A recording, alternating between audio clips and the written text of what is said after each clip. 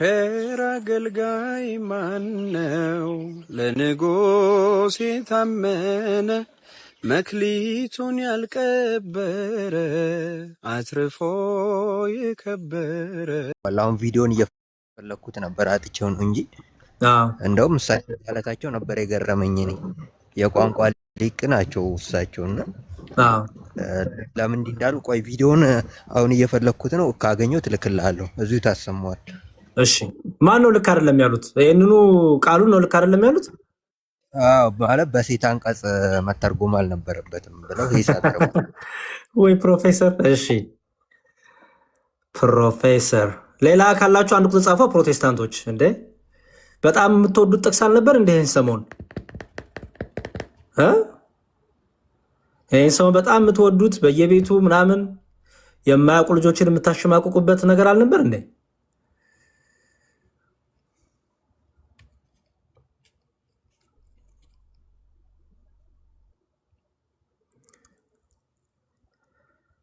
እሺ በጣም ጥሩ። ለማንኛውም ምን እናድርግ መሰላችሁ? አንድ ቋያነ ዘክርስቶስ ላወርድ ነው። እሺ እንዲቀዱ ስለምፈልግ ነው። ይቅርታ በጣም መልሼ አስገባለሁ።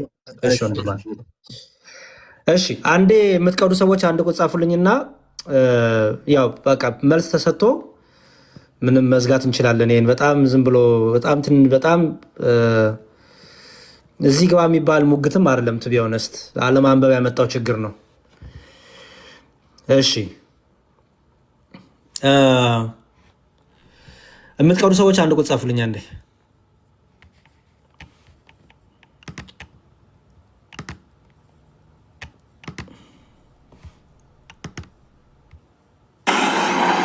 እሺ አንዴ ቆይ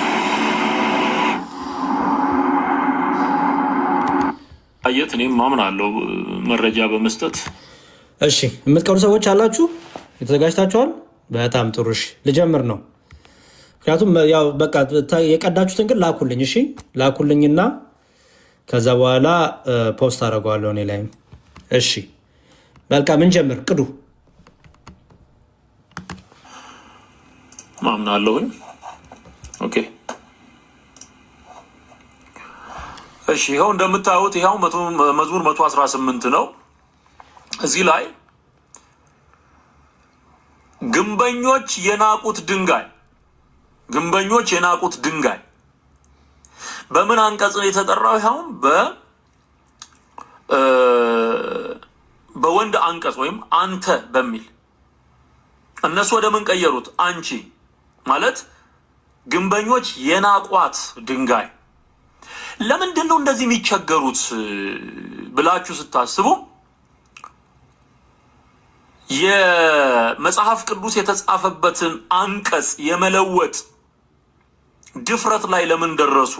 ለምን ፈለጉት? ይሄንን ስትሉ ለሚያመልኳት አምላክ በማርያም ስም ለምትጠራው መንፈስ የእግዚአብሔርን ቃል ለመገበር እንደሚፈልጉት ለማድረግ ትርጉም ላይ ስላልተመቻቸው ነገሮችን ሁሉ ለማርያም የመስጠት አጋንንታዊ አባዜ ስለተጠናወታቸው ግንበኞች የናቋት ብለው ይሄንን ስም ይሄንን አገላለጽ ወደ ሴት አንቀጽ የወሰዱበት ዋናው ምክንያት ከማርያም ጋር ለመስፋት ነው።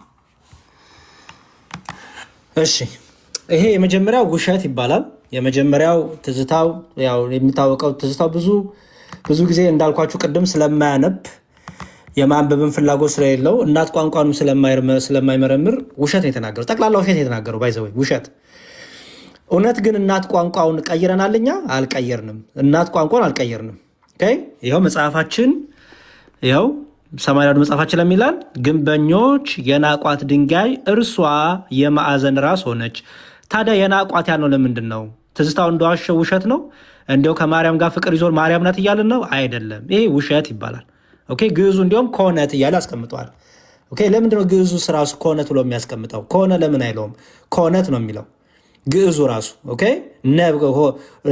በሴት አንቀጽ ነው የሚያስቀምጠው። ለምን ከተባለ የመጀመሪያው ከራሱ ከመጽሐፉ ነው።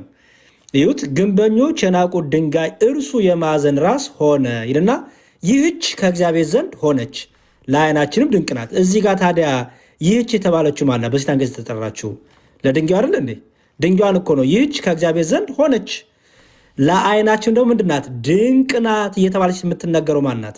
ይችን ድንጋይ እኮ ነው በሴት አንቀጽታችን እየጠራ ያለው። ስለዚህ እንደ ትዝታው አባባል እዚህ ጋር የተለያየ ሀሳብ አለ ማለት ነው አይደለም። እዚህ ጋር ስለ ወንድ እዚህ ጋር ስለ ሴት እየተባለ ነው አይደለም። ችግሩ ትዝታው የናቁት የሚለውን በወንድ በቃ የጾታ ጉዳይ አድርጎታል። ኦኬ ነው ትንቢቱ የተነገረው በመጨረሻው ለክርስቶስ ነው። እርግጥ ነው። ግንስ በእናት ቋንቋ አጻጻፍ ግን ድንጋይ የሚለው በሴት አንቀጽ ወይስ በወንድ አንቀጽ የሚጠራው? በእናት ቋንቋ አጻጻፍ ድንጋይ የሚለው በሴት አንቀጽ ወይስ በወንድ አንቀጽ ሪፈር የሚደረገው ስንል በሴት አንቀጽ። ማስረጃው የመጀመሪያው እዛው ከታች ምን ይላል? ይህች ከእግዚአብሔር ዘንድ ሆነች ለአይናችንም ድንቅ ናት እያለ ይህች ድንጋይ የሚለውን ለአይናችን በሴት አንቀጽ ድንቅ ናት እያለ ይጠራል። ሁለተኛው ደግሞ እናት ቋንቋ እንመልከት። እናት ቋንቋ ስንመለከት ይኸው እናት ቋንቋ ላይ ስንሄድ እንግሊዝኛው መጀመሪያ ነው the stone which the builders rejected has become the chief corner ብሎ ያስቀምጧል። ስቶን የሚለውን የእናት ቋንቋን እዚህ ጋር ሄዳችሁ ይሄን ስትነኩት ምን ይላል? ይሁት ኦሪጂናል ወርዱ ይሄው። ከዛ ፓርት ኦፍ ስፒች ደግሞ ምንድን ይላል? አነጋገር ስልቱ በሴት አንቀጽ ይላል። ያው የፓርት ኦፍ ስፒቹ አነጋገር ስልቱ በምንድን ይላል? አንቀጹ በሴት አንቀጽ ይላል። ያችሁት ዕብራይስጡም ራሱ ሂብሩ ራሱ በሴት አንቀጽ ነው። ይህንን ወይም ኤበን የሚለውን ትራንስሌሽኑ ሲነበብ ኤበን፣ ፕሮናንሴሽኑ ደግሞ ኤሄበን እንላለን ማለት ነው። ኤሄበን የምትለዋ ይቺ ኤሄ የምትለዋ ድምፅ የምትለው ድምፅ ማለት ናት። ሳስቼ ሊሆን ይችላል ድምፁን ስናገር፣ ግን የስፒቹ የሚቀጸለው በሴት አንቀጽ ተደርጎ ነው የሚነገረው። ስለዚህ ቤተክርስቲያናችን ምን አደረገች? ይኸው የናቋት ብላ በሴት አንቀጽ የተጠራውን ያንን ድንጋይ የሚለውን ናውን ፌሚኒን የሆኑን አስቀምጠው ማለት ነው። ስለዚህ ትዝታው ውሸት ዋሸ። የመጀመሪያው ውሸት እናት ቋንቋው በወንድ አንቀጽ ነው ያስቀምጠው ያለው ውሸት፣ ማስኩሊን ሳይሆን ፌሚኒን ነው የመጀመሪያው ውሸት። ይህ ውሸት ደግሞ ከምን ይመጣል? አለማንበብ። ትዜ አንብብ ፕሊዝ፣ ትዜ አንብብ። እንግሊዝኛ ተማርና አንብብ። እንግሊዝኛ ካልቻልክ ትምህርት ቤት ግባ። አሜሪካ ሀገር ፍሪ እንግሊሽ ክላሶች አሉ። ጎሄድ ገብተህ ተማር። ከመቀመጫ ተነስተህ ተንቀሳቀስ ተማር። የመጀመሪያው።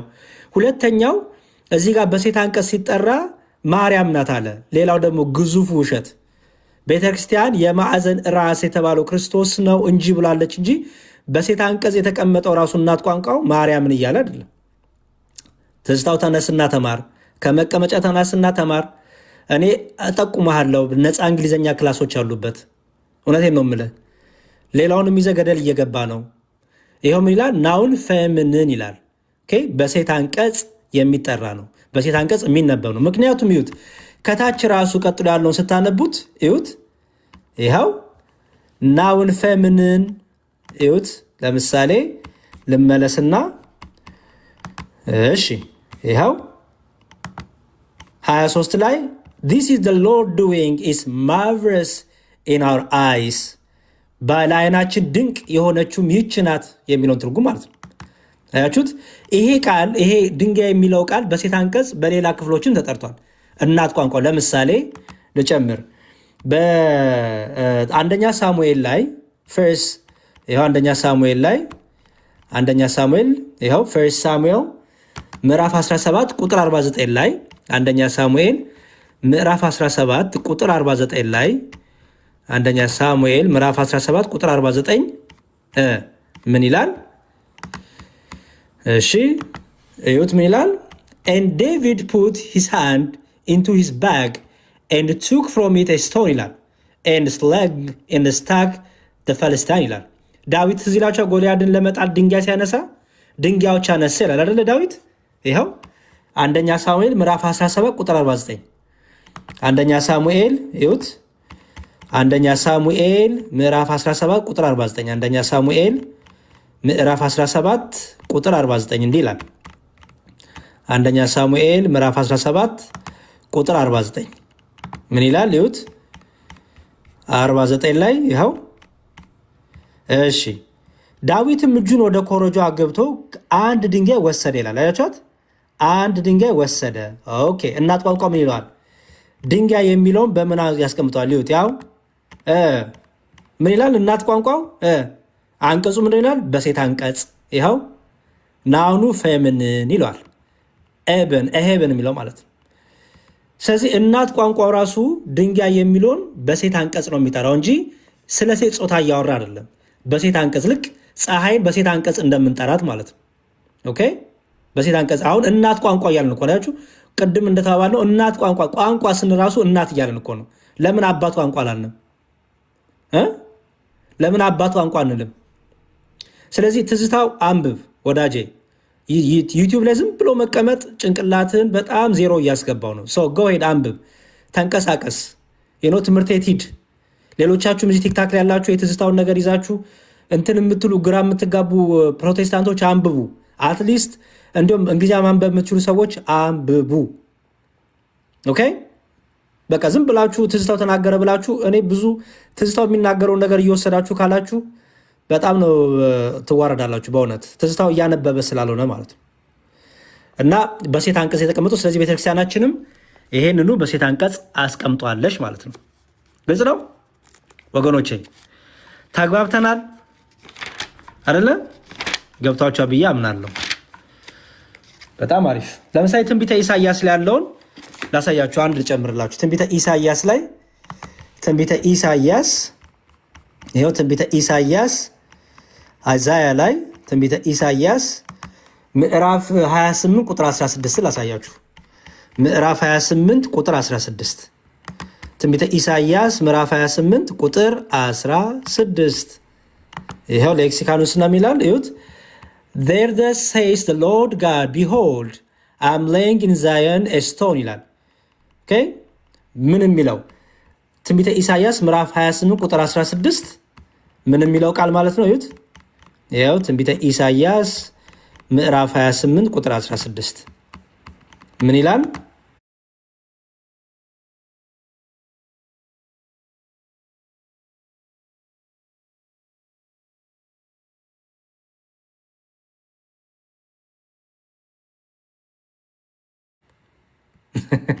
እሺ እናት ቋንቋ ግን ይኸው ስቶን የሚለውን ስታዩት ሚላል አሁንም ፌሚኒን ይላል።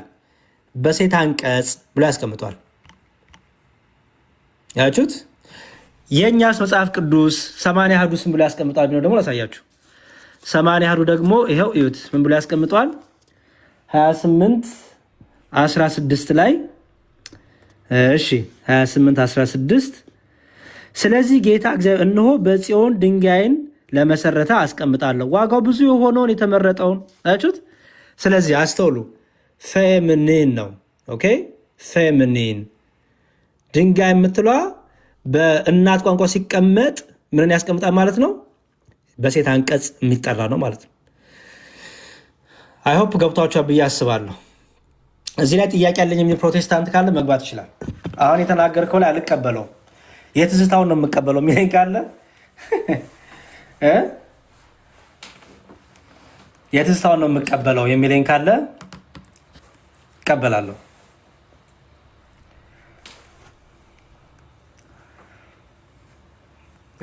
የትዝታውን በተለይ የትዝታውን ወሬ ይዛችሁ ተቀየረ እናት ቋንቋ ቤተክርስቲያን ቀየራቸው የምትለውን ያላችሁ ሰዎች ግቡና እስቲ ሞግቱኝ። ቀላል ነው። ባይዘው ገብታችሁ የሂብሩ ዲክሽነሪ ብላችሁ ጉግል ማርክ አላችሁ፣ የሂብሩ ዲክሽነሪ ይወጣላችኋል። ከዛ የፌሚኒን እና መስኩሊን የግራመር አጠቃቀሙ ስታዩት ያሳያችኋል። ግን ትንቢተ ምንድነው መዝሙረ ዳዊት የተነገረው ትንቢት ለክርስቶስ ነው። አስተውሉ።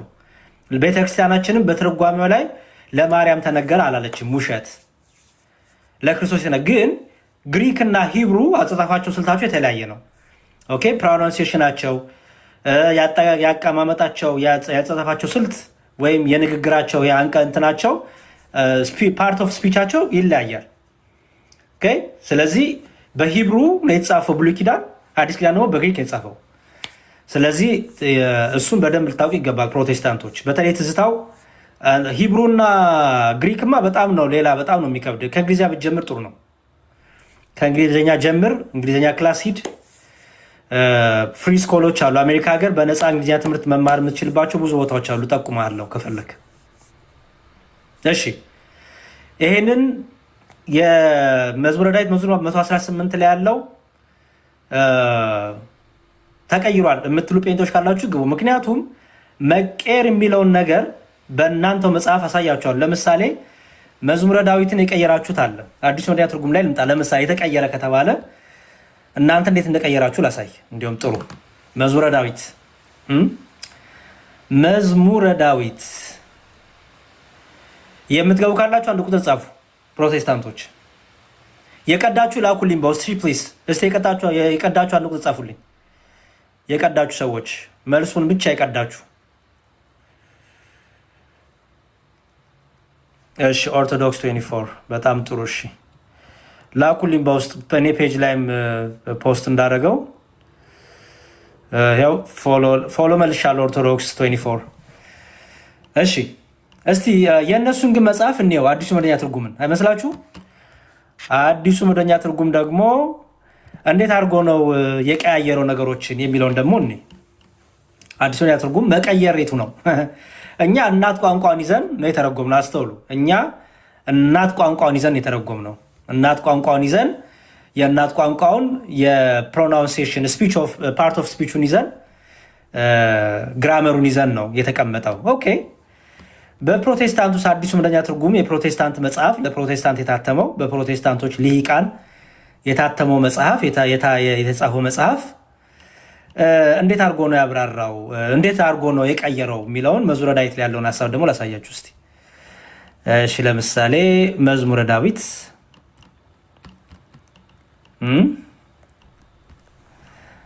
እሺ መዝሙረ ዳዊት መጽሐፈ ምሳሌ መዝሙረ ዳዊት መጽሐፈ መዝሙር እሺ መዝሙር 42 ላይ ይመስለኛል ላሳያችሁ። መዝሙር 42 ላይ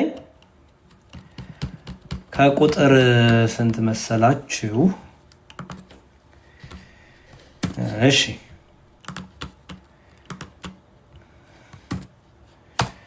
መምህራን መግባት ትችላላችሁ። አሁን ባይ ዘ ወይ ሀሳብ ካላችሁ እቀበላለሁ። ቅድም እንዲሁ ለመቅዳት እንዲመቻችሁ ብዬ ነው ሙሉ እንድታዩት ብዬ ነው እንትን ያልኳችሁ እንጂ።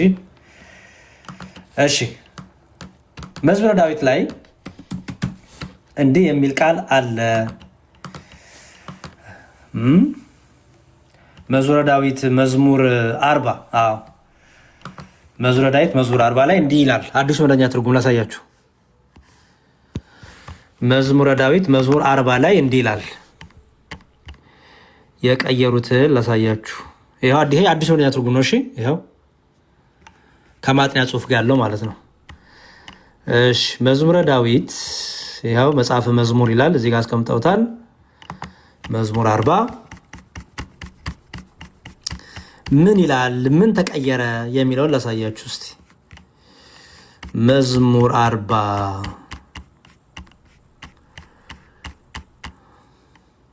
መዝሙር 23 መዝሙር 40 እሺ ምን እንደቀየሩ ላሳያችሁ። መዝሙር 40 ላይ እንዲህ ይላል 36 38 39 40 እሺ ይሄው እዩት። ምን ይላል? ቁጥር 6 ላይ ያው ቁጥር 6 ምን ይላል? እስቲ አንብቡልኝ። መስዋዕትንና ቁርባንን አልፈለክም፣ ምንን ከፈትክ ይላል? ጆሮቼን ግን ከፈትክ ይላል። ጆሮቼን ግን ከፈትክ። ያው እዩት። መስዋዕትንና ቁርባንን አልፈለክም፣ ጆሮቼን ግን ከፈትክ። ኦኬ እንደዛ ነው የሚለው መጽሐፉ። እናት ቋንቋስ እንደዛ ነው የሚለው። እንየው ስናየው ጆሮ ነው የሚለው እናት ቋንቋው። መዝሙር 40 ቁጥር 6 ጆሮ ነው የሚለው። እንየዋ እሺ መዝሙር 40 ቁጥር 6